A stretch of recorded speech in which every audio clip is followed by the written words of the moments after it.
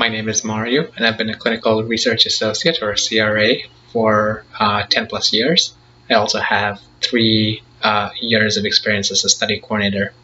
So I've been watching a channel called Clinical Trials Guru with Dan Sefra, who's a CRA out there that's been putting out videos, and it's a great resource, so I'd definitely recommend checking out his channel. So this is going to be a two-part series of videos on the clinical research associate, or CRA, interview. I'm an oncology CRA. 95% of my therapeutic experience is in oncology. So I'm going to divide this into questions you'd be asked at a CRA interview, and then questions you'd be asked at an oncology CRA interview. I was let go from my most recent position due to COVID-19. So I'm in the process of interviewing for positions at the moment, which is what has inspired me to create this video. The way this is going to be structured is I have a list of questions. So if you see me looking down, I'm making sure I'm sticking to the list of questions that I've prepared, and I'll be answering them as if they were being asked to me at an interview. So the first question you're going to be asked is some variant of tell me about yourself, walk me through your CV. Basically what the interviewer is trying to get at is how did you get to where you are today? So in my case, I graduated college in 2005 with a degree in biology. The first position I took post-college was with the Dana-Farber Cancer Institute in Boston, Massachusetts. I worked in the Department of Pediatric Hematology and Oncology. My focus therapeutically was in sarcomas, osteosarcoma, Ewing sarcoma, and rhabdomyosarcoma, so solid tumors and more specifically sarcomas. I worked on Children's Oncology Group, which is a cooperative group study, and I was there for 2 years. So from Dana-Farber, I went over to Stanford and took a job there as the lead coordinator. So I was still within their Department of Pediatric Hematology Oncology. As part of my role as the lead, I oversaw a team of 7 other study coordinators. And I also expanded my therapeutic experience while at Stanford. So I worked with leukemia, Hodgkin's and non-Hodgkin's lymphoma, with neuroblastoma, and I continued to work with solid tumors. So after a year at Stanford, I made a transition into the biotech pharma world. I started at Javaris Biotherapeutics, which was a biotech startup. They had a product called JVRS-100, and it was being tested as an influenza vaccine adjuvant and in leukemia. I was at Javaris for 2 years. The company had an unsuccessful phase 2 trial in humans, and the clinical operations group was disbanded. So I was laid off from Javaris Biotherapeutics. After that layoff, I took a few months off, and I actually went and traveled in Hungary, primarily in Budapest. Then I came back and got started working with a major clinical research organization, or CRO. So I joined K-Force Clinical Research and the Pfizer Alliance. There I worked primarily with lung cancer. K-Force got acquired by a company called Inventive Health. So I transitioned from K-Force to Inventive Health in the acquisition. And I moved from working with Pfizer to working with first Ariad and then with Janssen.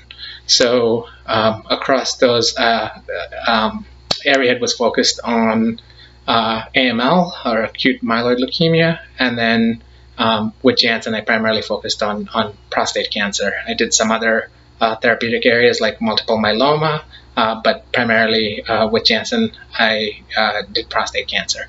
So from there I moved to being a contract CRA. So I went through a staffing and recruiting agency and became a W-2 contract CRA to IQVIA. And for almost the past 5 years, I worked with 2 sponsors. I worked with Janssen and I worked with Insight. For Janssen, I worked on their prostate cancer trial, and I had about 7 to 10 sites, and I did some co-monitoring as well. And in Insight, I had 1 site on a phase 1 trial that was the highest enroller in North America. So that kept me really busy. So those were my two sponsors that I worked with.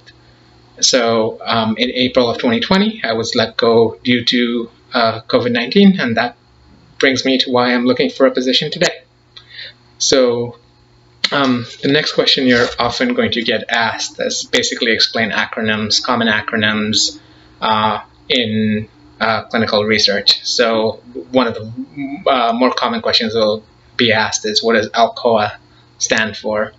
And ALCOA is basically a data integrity standard. It's making sure that the data you're entering is correct and accurate, and you can tell who did it. So ALCOA stands for attributable, legible, contemporaneous, original, and accurate.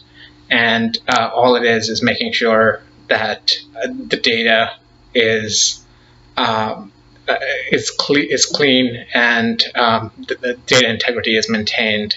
So that's what that standard is. The other question you may be asked is, what is ECOG? And ECOG stands for the Eastern Cooperative Oncology Group, and it's a scoring system, the ECOG score. And the ECOG score goes from 0 to 5. And you won't really see an ECOG of 5 because an ECOG of 5 is death. So really you would see an ECOG of 0 to 4, 0 being normal activity, and then 4 being essentially bedridden. And then the scale goes in between. So those are really two acronyms you should have off the bat, ALCOA and ECOG. You're often going to then be asked about what is an AE, what's an SAE. And an AE is an adverse event. So it's any untoward medical event that happens to you.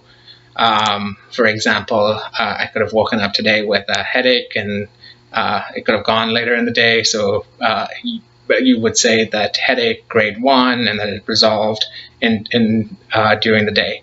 So that's what an adverse event is. So a serious adverse event is basically adverse events that meet certain criteria that make it serious. So the criteria that could make an adverse event serious are that it results in death, that it's life-threatening, that it requires hospitalization or cause prolonged hospitalization, it results in significant anomalies or birth defects, and it requires intervention to prevent permanent impairment or damage. So those are criteria that would make an adverse event a serious adverse event. So those are acronyms you should know. I think the last one that I kind of touched on with the adverse event and saying I had a grade 1 headache, the CTC-AE, and what does CTC-AE stand for? And CTC-AE is the common terminology criteria for adverse events. There are different versions out there. The current version happens to be 5.0, so that's the current version in use. And what it basically does, it tells you how severe an adverse event is. And the CTC-AE is an adverse event which was defined as any abnormal clinical finding temporarily associated with the use of therapy. It tells you the grade. So grade 1 is that it's relatively minor, grade 4 is that it's major, and actually grade 5 means it resulted in death. You won't really see grade 5 adverse events because most sponsors have a separate death page. So death would be captured differently. It would be captured on the death page as opposed to a grade 5 adverse event, although I guess it's possible. But that is what those are. So some of the other questions that I've prepared here, one is describe the visit types. And this is going to be some variant. Generally, if you're experienced, they won't ask you too much to describe the visit types, although you may be asked what happens at certain types of visits. More likely, you'll be asked how many of each type of visit you've conducted, and depending on your experience. So if this was a an interview for somebody that didn't have much experience, they might ask, can you tell me what the visit types are? And you have a site initiation, a pre-study visit, a site initiation visit, an interim monitoring visit, and a closeout visit. Those are the 4 primary study types. There are some other, like you can do an IP accountability visit or a recruitment booster visit, but really when they're asking you about study visits, they're talking about the main 4 types of visits. So in my case, since I've done this for 10 plus years, I've done 1,000 plus interim monitoring visits. I've done hundreds of pre-study and closeout visits. I haven't done as many site initiation visits. Those haven't come up as much. Usually that's at the start of the study after the site's selected. So I would say I've done in the 50-ish range as a guess. But most of what you do is interim monitoring visits. And like I said, you can go into the specifics and be asked what would happen at a site initiation visit, and you're like, well, the site initiation visit's about training, checking supplies, lab kits received, source documents created, make sure the staff has access to EDC, IWRS, lab vendors, that do a regulatory review to make sure that the basic documents that are supposed to be there are there. So that's an example of one of the visit types, and I can make a video about the visit types more in depth, but that's the basics of what you would be asked there.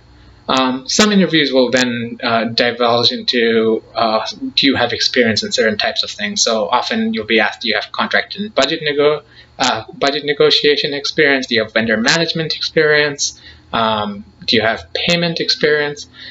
This is going to be less common for people that have been field monitoring.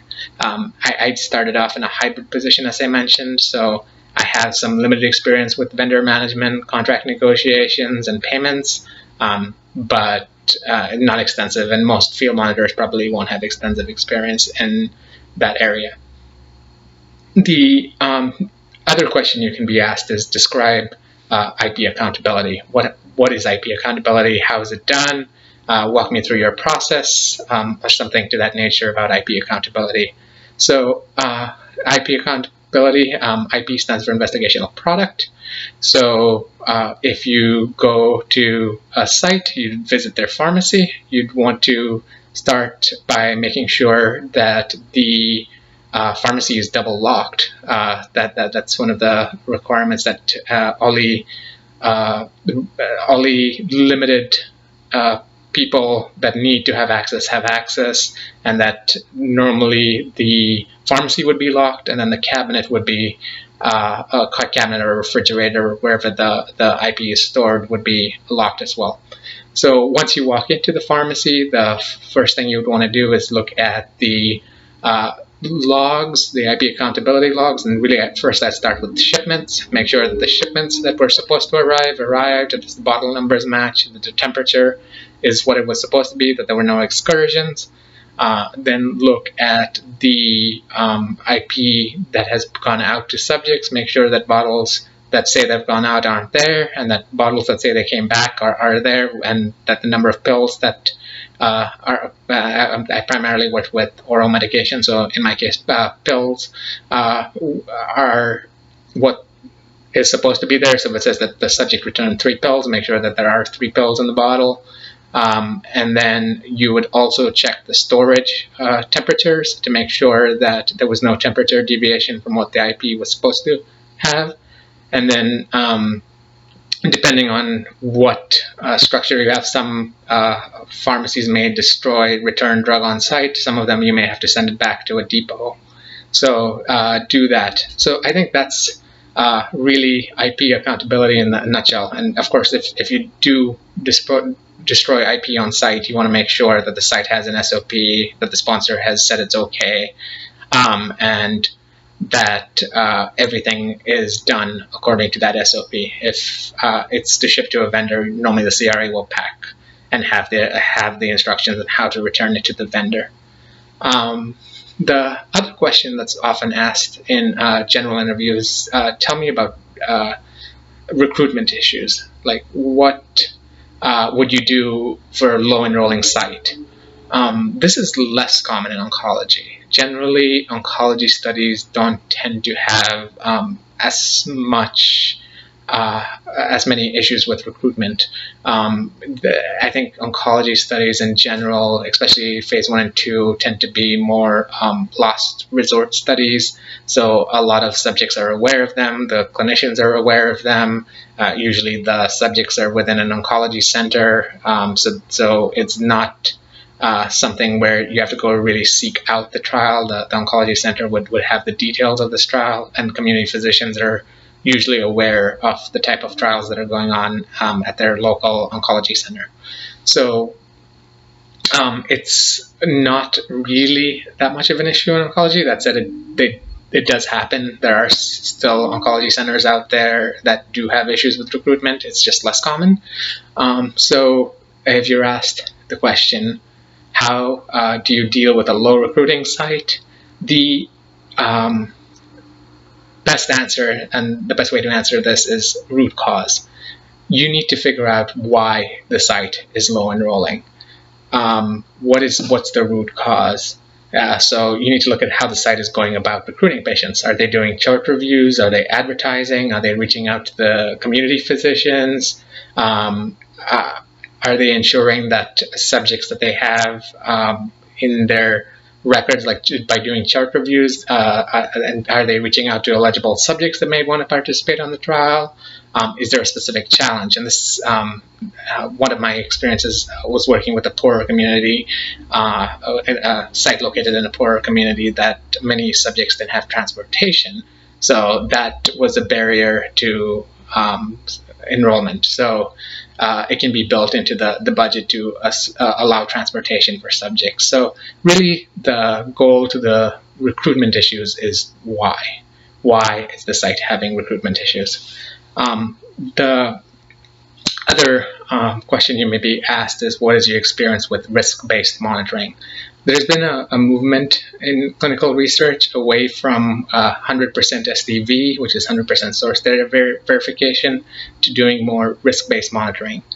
And 100% SDV is what I primarily have experience with. You go, you look at everything, and then document everything you see into your monitoring report.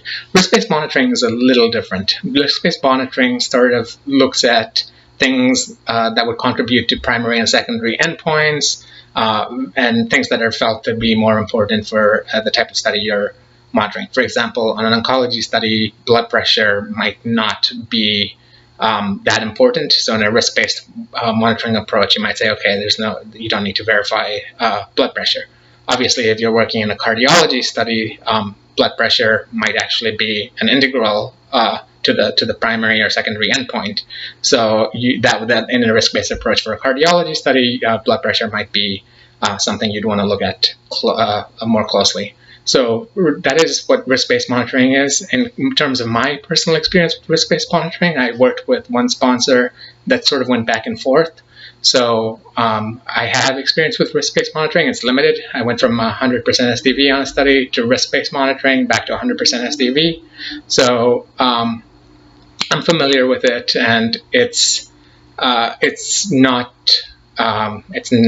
terribly different in terms of, if you can do 100% SDV and you're a CRA, you won't have any problem transitioning into risk-based monitoring. So that's what risk-based monitoring is. The other acronym that I didn't really mention earlier that does come up at certain interviews is, what is GCP? And GCP stands for Good Clinical Practice, and it's an international ethical and scientific quality standard for the design, conduct, performance, monitoring, auditing, recording, analysis, and reporting of clinical trials. It basically protects the rights, integrity, and confidentiality of trial subjects. That's what GCP is in a nutshell. So that's another one acronym you'd need to know.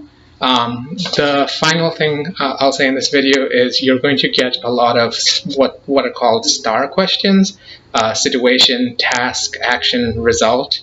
So they'll ask you, tell me about a time essentially, so for example, tell me about a time you've worked with a site that had recruitment challenges, or tell me about a time that you worked with a study coordinator or a site that was challenging to work with, and how did you resolve it? So this is the method to answering these questions is the template is to generally start. This is the situation that I encountered. This was the challenge I faced. This is what I did about it. And this is how I prevented it from possibly happening again. So let's take the example of tell me about a challenging site you've worked with. What made it challenging? What did you do about it? So, for example, I worked with a site where the study coordinator went out on maternity leave. Unfortunately, she went out on maternity leave early, and the site didn't have a backup study coordinator. So when I was working with the site, that caused a lot of issues. Essentially, the PI at the site was trying to step in and be a study coordinator, and unfortunately, most PIs don't actually have experience being study coordinators. So when you have a PI entering data and trying to do IRB submissions and trying to do various other study coordinator tasks, it gets hectic. So the site did hire another study coordinator, but there was a training gap. So the site was without a study coordinator for a little while. So what I did to ensure this was I contacted the PI, ensured the PI was trained, and made sure he knew what tasks needed to be done for his site, what was urgent. I set up training with the new study coordinator once they were hired on. I gave them a priority list saying these are the tasks for your site that need to be done earlier, and these are the tasks you need to be done later. I worked with the sponsor site to suggest that the site undergo a QA audit because of possible issues that they would have faced from not having a study coordinator working on a study for a few, I think several weeks. And I communicated this both to the team and the sponsor, and I communicated with the PI. And I ensured that the PI had oversight of the trial, and I ensured when the staff came on board that they knew that they were adequately trained and knew what they were doing. So that's how I would answer a STAR question. So that's an example of one, and you'll get asked on these interviews a lot of STAR questions. So that is an introduction to a clinical research associate interview in a nutshell. Hopefully this video was helpful.